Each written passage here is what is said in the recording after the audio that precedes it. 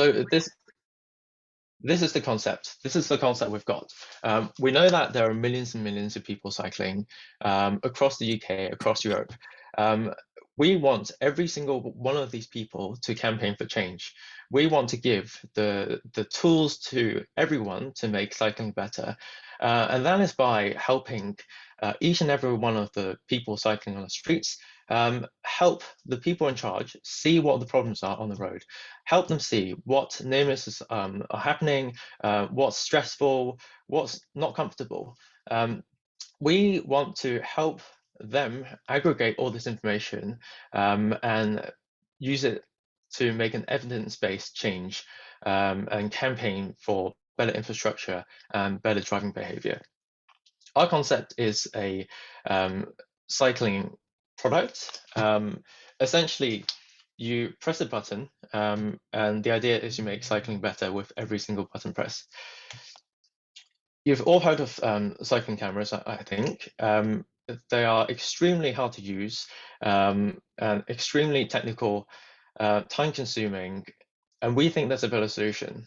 We've looked at the user experience and broken it down into individual pieces, and we've kind of optimized the entire workflow so that you can just click this thing on, press a button, and share the cycling experiences that you have on the bike to everyone in the community. We've done this over the past 2 years, so I'll go talk about that in a minute, but we've developed lots of prototypes with the help of people like Chris at Pedal and Post, Pedal Me, and we've iterated over 50 prototypes to make sure that this is a rugged, reliable, also user-friendly product that anyone and everyone can use. So there are two parts to the product. One is the camera. It's palm size, so you can pretty much put it in your pocket and then take it out whenever you go. You have a handlebar mounted button, so you click it, and basically every time you click it, when you have a problem or you feel stressed or there's near miss, it automatically records. The camera is basically constantly recording. And when you press the button, it saves a chunk of footage. I call it an instant replay. It can go back in time 1 minute and go forward in time 1 minute. So essentially, you can play back your entire experience from before the incident to after the incident. And everything is really easy. So the camera itself has Wi-Fi, so it uploads everything straight to our cloud platform. So super easy, super fast, and there's pretty much no technical learning involved. There's also the ability to retrieve all the data. We don't want any of the incidents to be missed. That's something that happens sometimes when you're stressed during the moment. You're trying to save yourself from the car that's close passing you. We thought of that. There's an ability to go back in time up to 3 days, so you can select a clip of footage which highlights the incident. Now, if a worse comes to worse, you do fall down on your bike, there is also a collision detection as well. And we've designed this camera for everyday use on every bike in pretty much all the scenarios. The camera can be mounted in the front, it can be mounted in the back. We've also done it on cargo bikes. We've done it on the Babot cargo bike, the Urban Arrow. So all grounds are covered. With every click, all your locations tracked. So not only have you got the footage, but you also got the entire journey of when you started recording from 1 minute to 1 minute after. That means that an investigator coming in can see exactly where the incident happened and follow your entire journey. And that's really helpful for something that I'll explain in a minute. Obviously, it has to withstand the everyday usage. So it's waterproof, vibration proof. We know that it needs to look at number plates because a lot of our potential users want to use it to report bad driving, like close passes. So we've got that covered. You just snap it in and you press the button and you go. There's a tiny little quirky feature. Not only is it light, but we've also made it so that if you want, you can press the button and it'll flash the drivers to let them know that they've been recorded. I think we need to start the conversation with the whole community that cyclists are vulnerable, but they're not something that can be abused. We need to be protected and really made safe by everyone in the community. So all of the footage is uploaded automatically, as I said. We have a dashboard on the desktop and the app. It's really easy. You can, when it's automatically uploaded, just select the video and you can scrub forward and back, watch it.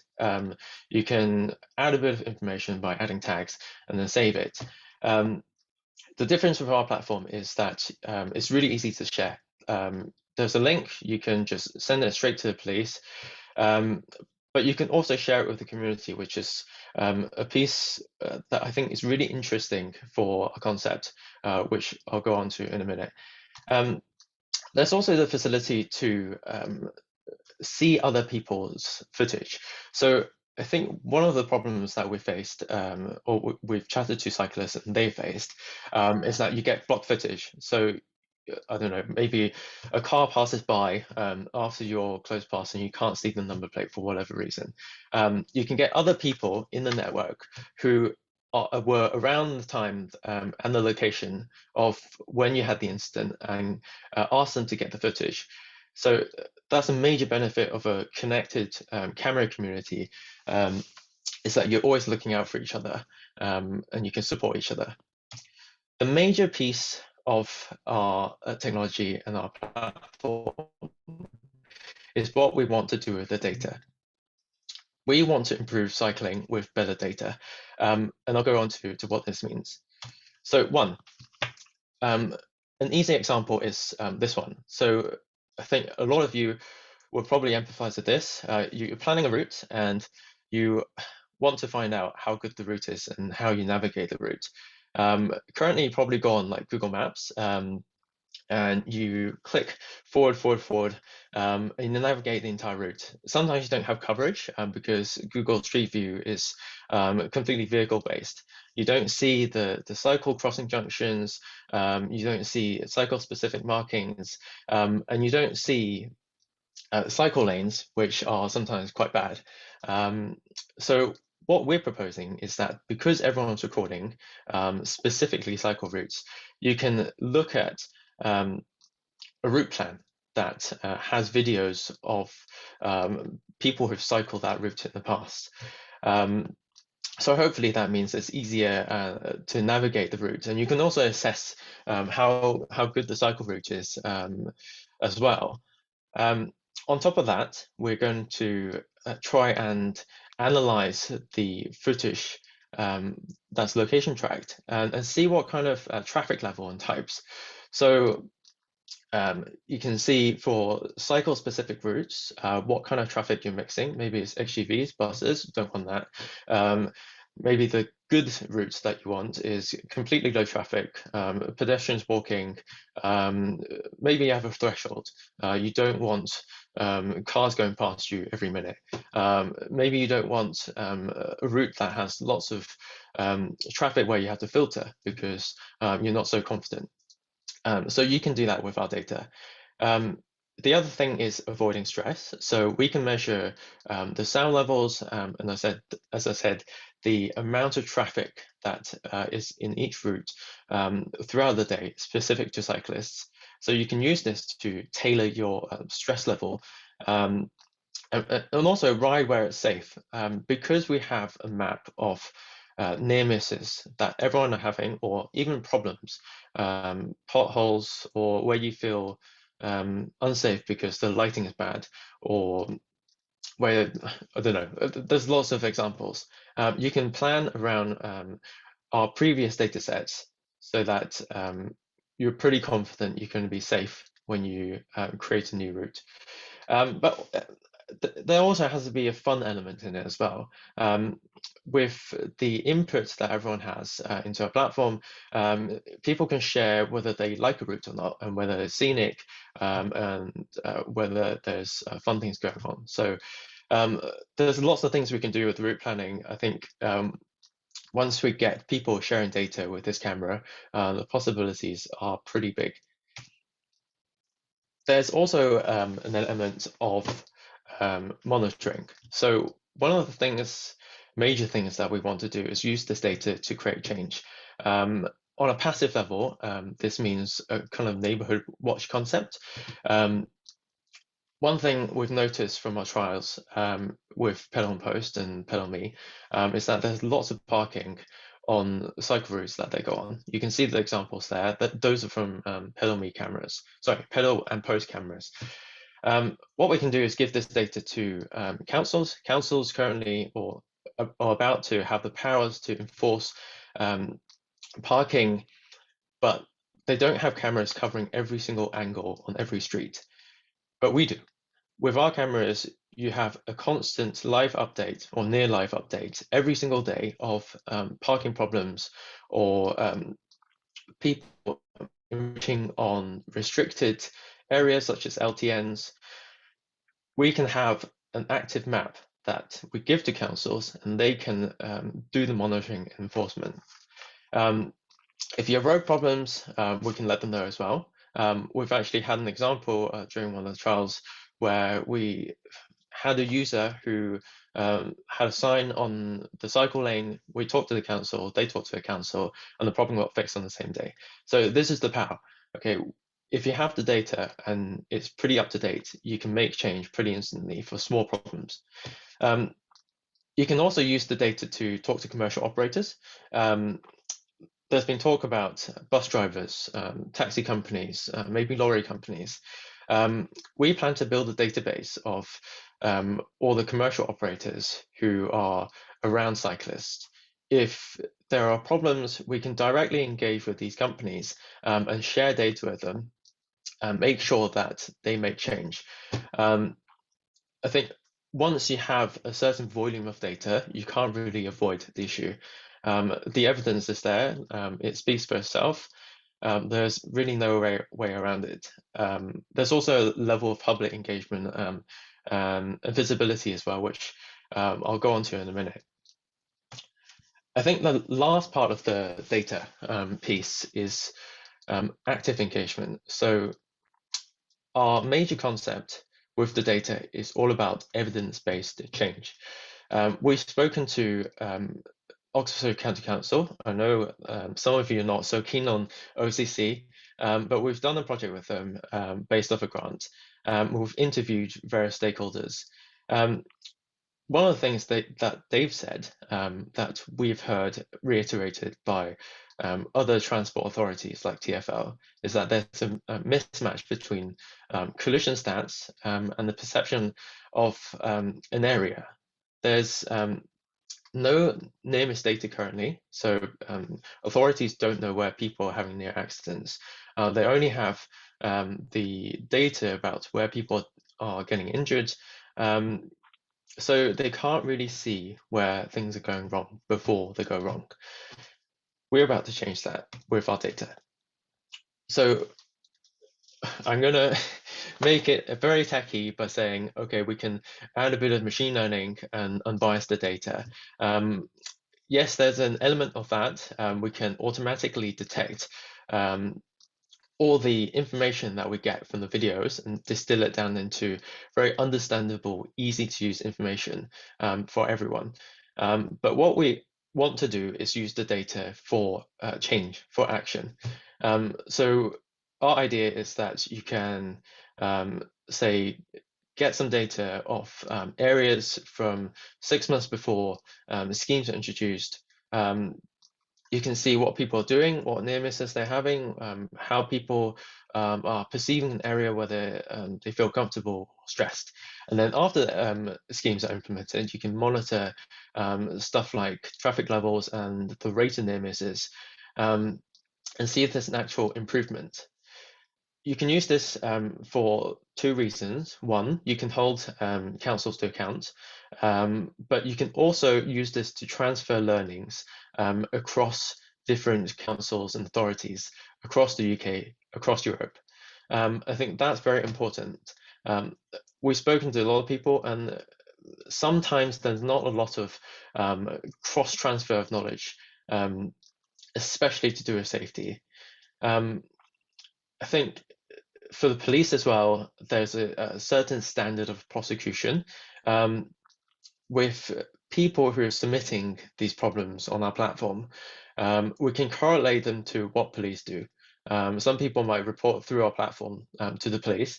And what we hope to do is start a conversation with police commissions. We want them to set a standard for the threshold for prosecution. We can't have, one metropolitan area saying, "Oh, a close pass, if it's 1.1 meter, is not a close pass." If we have a national database that says this is the level of danger, the level of safety, comfort, and risk, then this has to happen with the prosecution. We also want to use the data to help councils lobby the business case for new schemes, new operations. I think our data supplements what they have at the moment by providing a view of where people currently feel like they want to go, but don't want to go because of problems.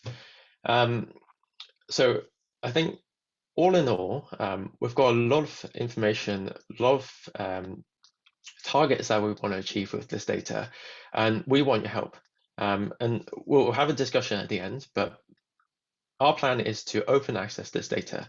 We want to give you, cycle campaigners, people who want to make change, free access to this data so that you can help the community, help vulnerable road users, campaign for better change, better safety, so that more people can cycle.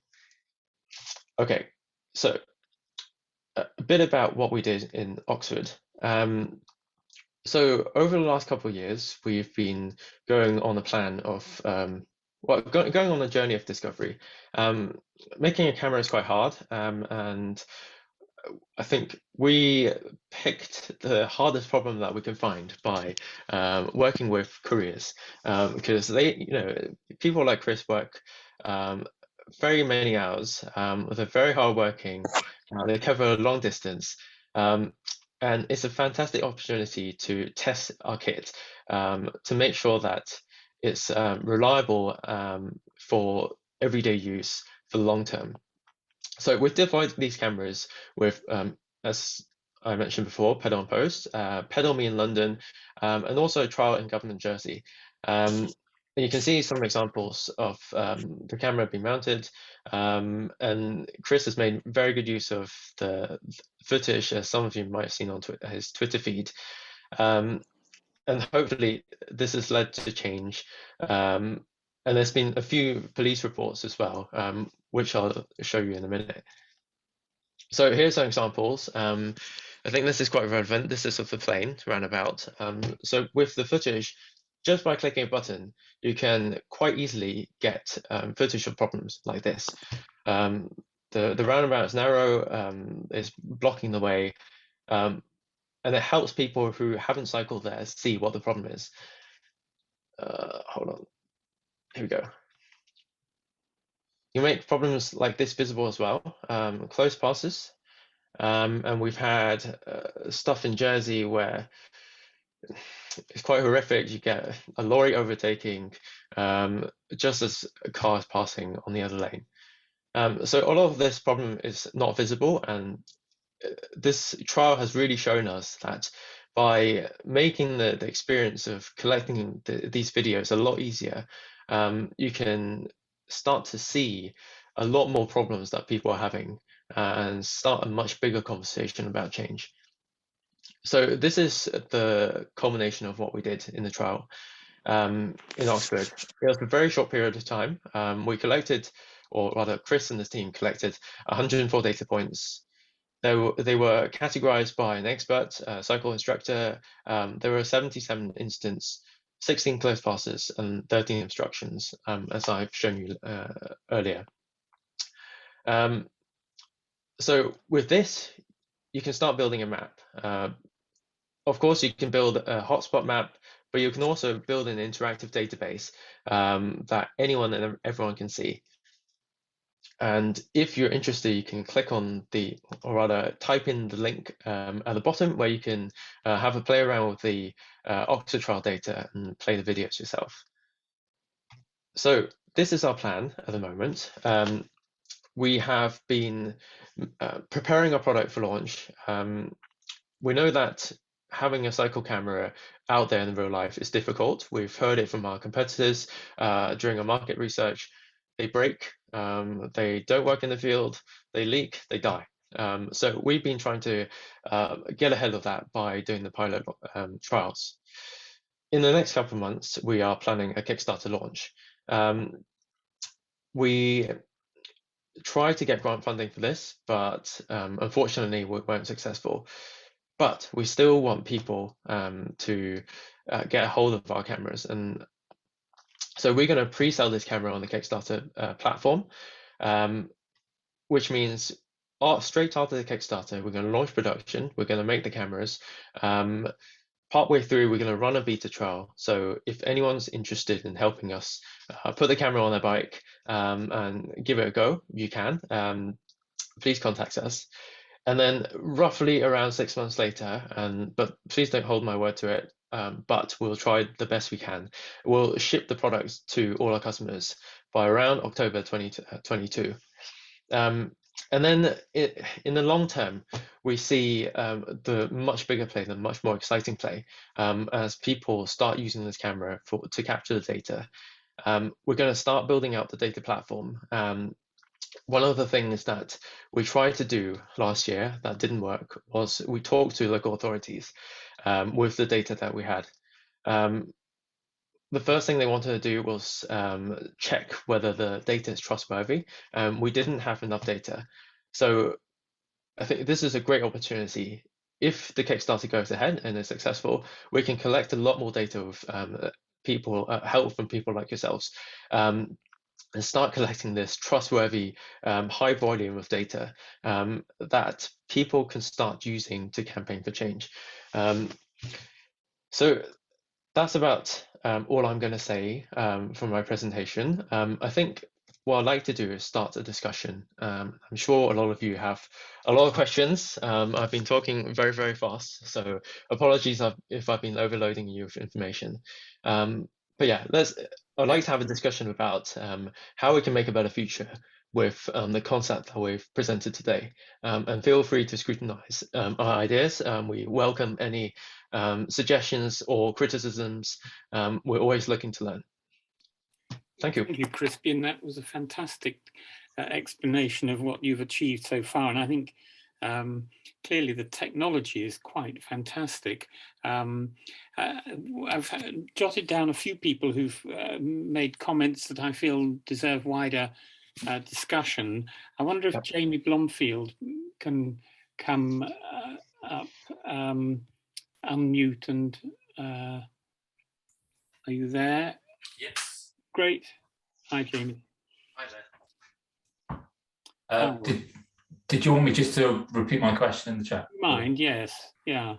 Yeah, it was just a general question, really, not just to Crispian, but just wondered people's experience of reporting near misses, and are they taken seriously even when you've got footage?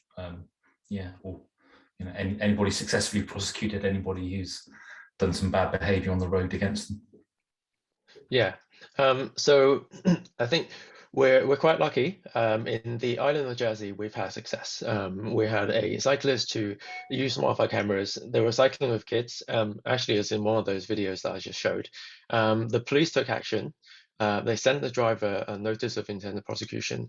I think they went to the county court, and there was a successful action based off that video. I think in terms of whether it's always going to happen, I would say no. But keep up your hope, because I think there's an active discussion about third-party reporting, which is everyday people submitting videos. The police forces find it extremely useful because they're vastly under-resourced. They don't have the people on the ground covering all the roads networks in the UK. And these videos are becoming more and more successful in prosecuting bad driving. So yeah, I think if we can ship our product out and help reduce the barrier to people not just reporting, but starting a conversation about what bad driving is, then it's a first step in improving safety for everyone. Thanks, Crispian. I wonder if Christian Monden would like to make a comment, because I think he refers to his own experience of this. Christian, are you able to? Sure. So I was,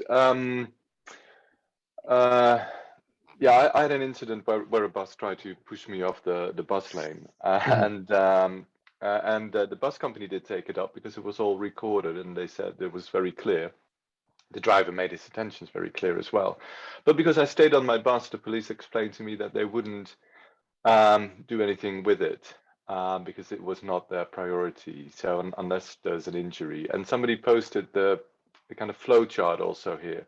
It looks like Thames Valley Police is not prioritizing this, and some other police forces are and are very active and are very supportive, it seems, and that it doesn't seem to be the same across the country, and that might be something we want to have a discussion with Thames Valley Police about. Yes, somebody else asks, you know, why is it not a standard that all police forces respond in the same way? How can they have this variation? I don't know if Crispian, you got any light to shed on that. I mean, I think it goes back to what I said before.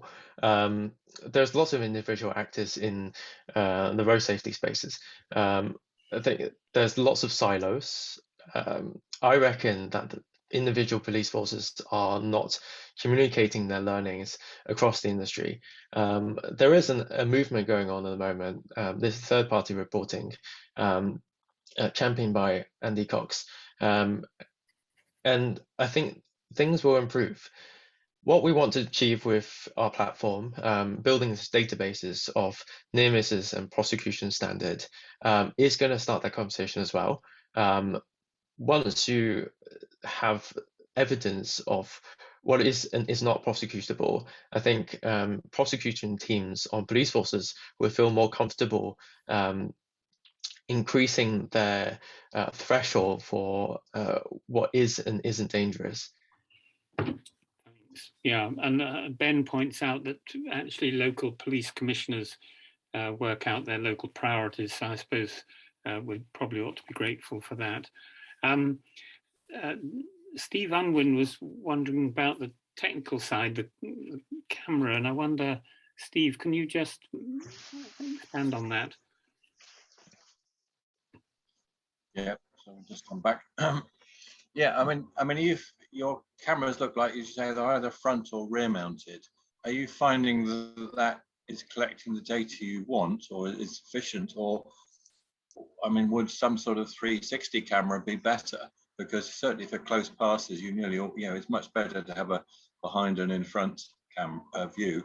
I mean, I think Jeremy Vine, I believe, has a probably very expensive 360 camera, but you know, some of his views are quite astonishing. I mean, the one where he nearly got killed, you know, you wouldn't realize from the front view, but from the rear view, you realize he was lucky to be alive.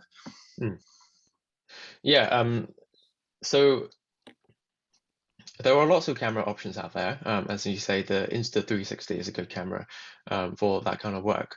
But what we wanted to do was create a product that was simple enough, but also does the job that we want to do. We're a startup. We don't have the vast investment of like companies like Insta360.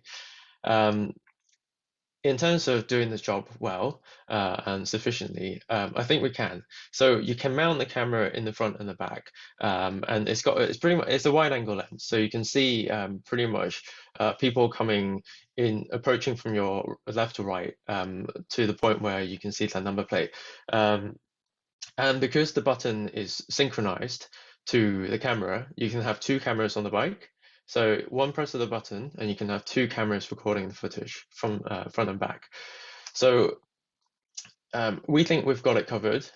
Our personal preference is that if you want to put the cameras in everybody's hand, you don't really want to force everyone to wear a helmet, which is where the 360 camera it's the only place where it works, because it's high up, you have an unobstructed view of the 360 degrees. You put it on the bike, you can just pretty much forget about it. You press a button when the bike's moving, and you don't need to, you know, take it out, move it, and point it at the right place. So I think we've got it covered with our design. So are you recommending people, I mean, I understand, yes, if you've got the front and back, you've probably got virtually a 360. Is that what you're recommending, or is either only the front or only the back enough? So most of the time, from conversations we've had, either the front or the back camera is enough. The police forces will take the footage into consideration. If they are especially nitpicky about the incident, then maybe 2 cameras will help. I think for the vast majority of the people, having a front or back camera will be sufficient. It depends on what kind of incidents that you have, and what kind of problems that you want to record. If it's problems of going ahead, like potholes, or like you have confusing road signs, I think a front camera is best. Thank you.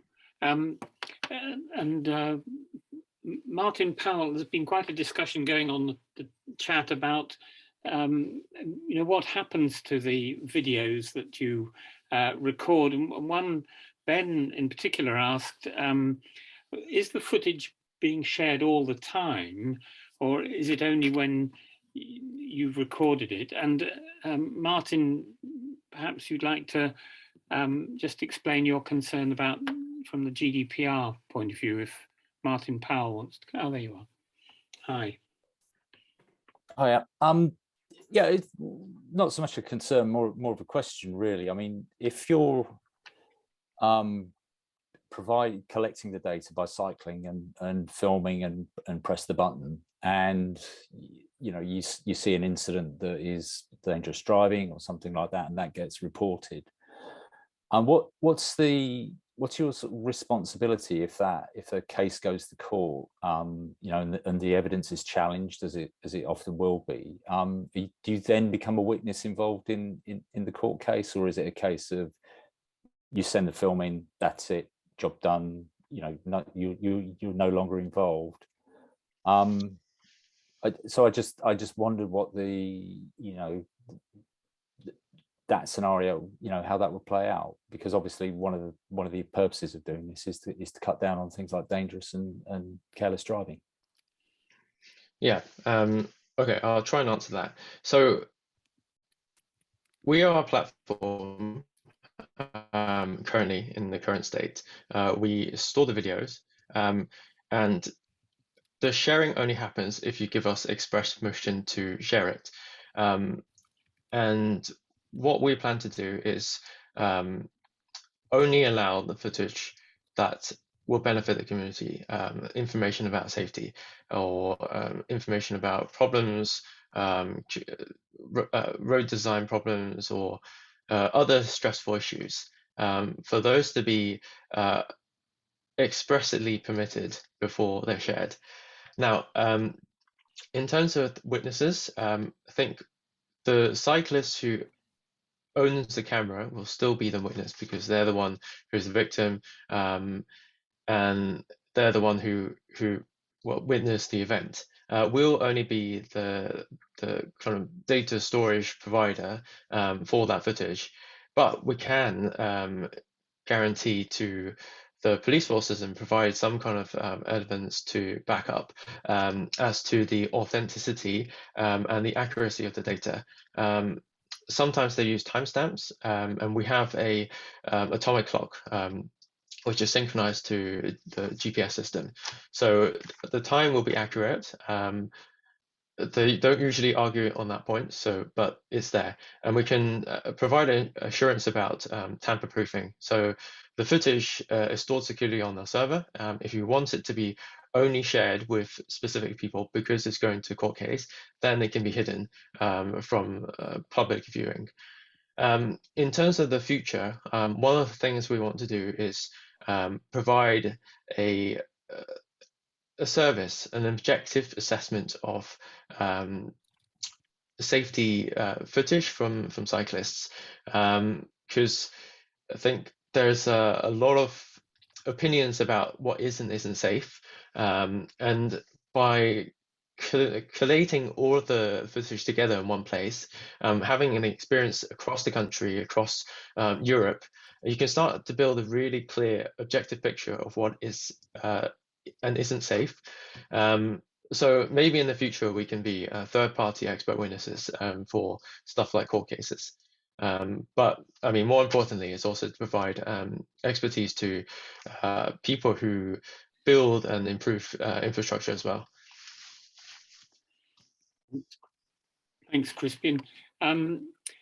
Various things are going on in the chat, and I think in particular the how long the police want the videos to last.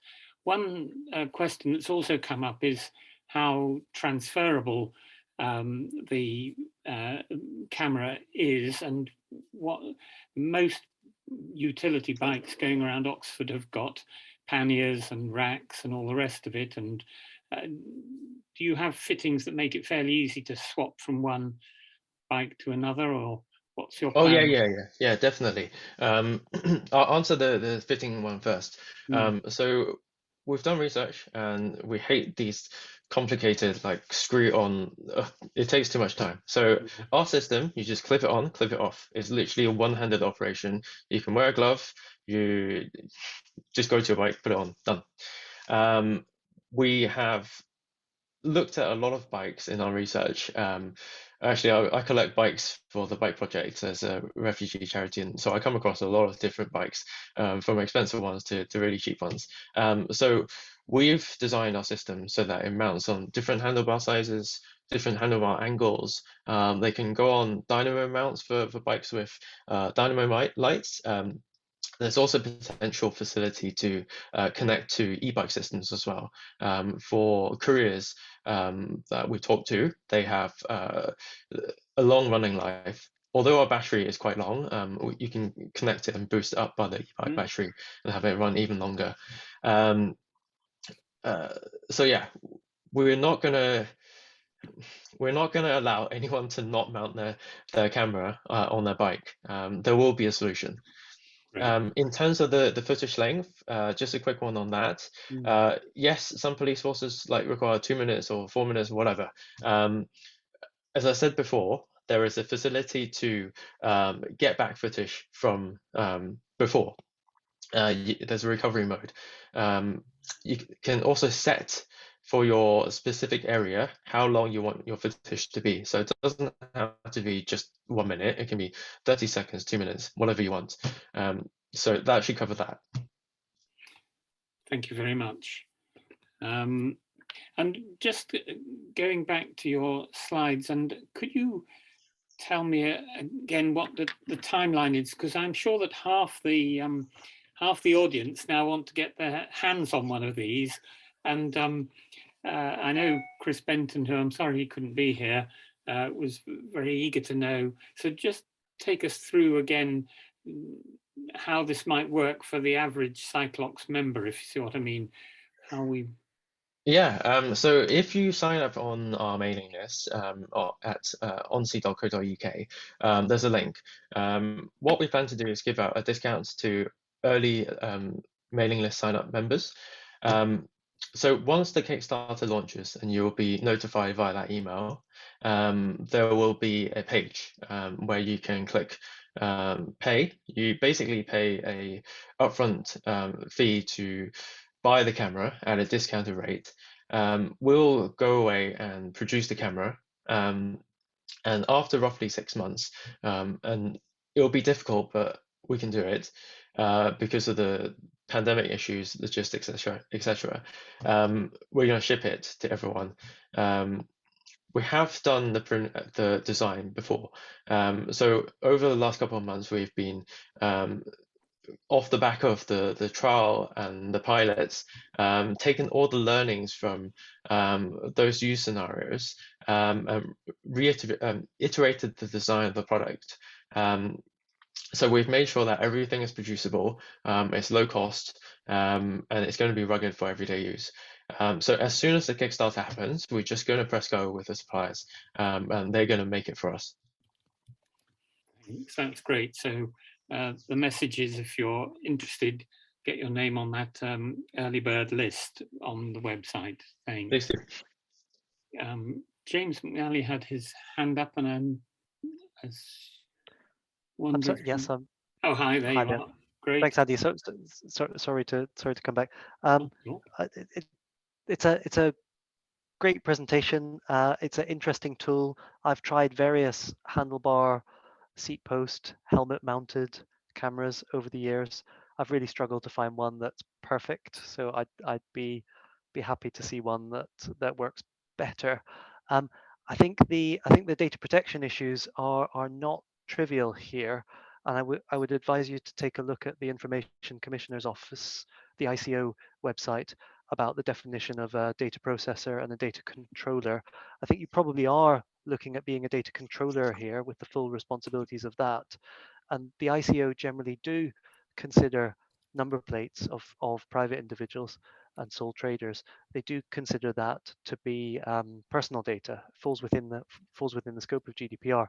So if you are planning to build a database, there is an overriding public interest, and GDPR certainly does allow for data handling in the public interest.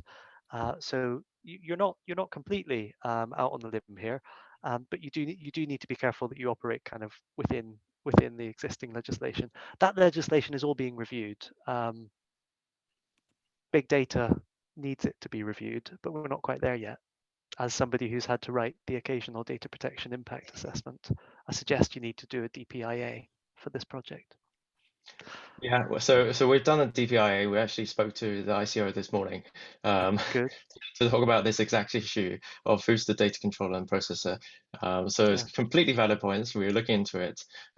We want to make sure that this data is usable, and make sure that we can actually use it to campaign for change. So yeah, if you're interested, we can.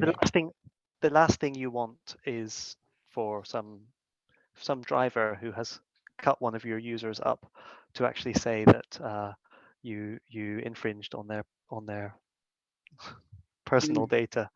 Yeah, for sure. And to end up being the ones who are sued. Yeah, ICO can hand out remarkable fines.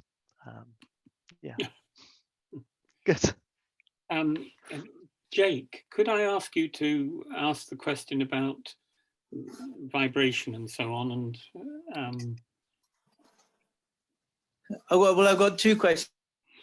One is, obviously sometimes our road surfaces are very bumpy. It seems every utility company possible seems to have dug the road up and put it back so that it's concave or convex.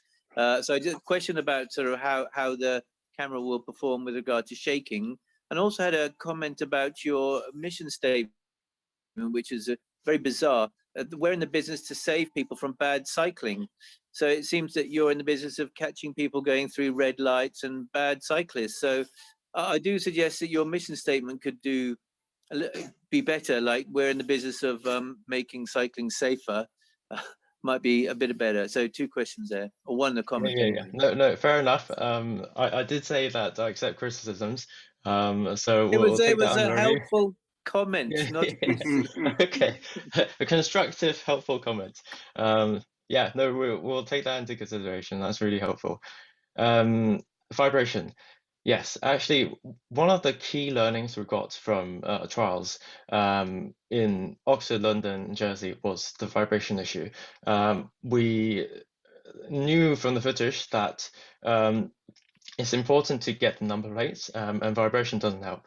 If you have low light or you have just even a little bit of bad road surfaces, the footage goes all blurry. Our approach is twofold. One, is to make sure that there are no additional vibration introduced by the bike mount. A lot of the stuff on the market is plastic, so you can imagine it's a spring. It goes up and down a lot. If you tighten the camera to the bike so that it's pretty much solid, it massively reduces the vibration. And we've seen some pretty good footage without any of the complicated electronic image stabilization. That being said, I think our second approach is exactly that. In the new version that we're developing, we'll put in electronic image stabilization so that the footage doesn't go all over the place. And it's important for various other processing reasons as well, so that people who view it to assess conditions on the road don't have their eyes all blurry and fuzzy when they look at all the footage. So we'll rigorously test the product before launch to make sure there's no issues. Great. Since I got the mic, do you have a target price for the camera? Yeah, so the initial target price, and don't take my word for it because we're still assessing our cost base, is around 150 to 200 pounds. I know for many it sounds quite expensive, and we are going to actively try and reduce the price of the product. But it is what it is at the moment. It's very difficult as a startup. But in the long-term view, we're not trying to make money off this camera as a premium product.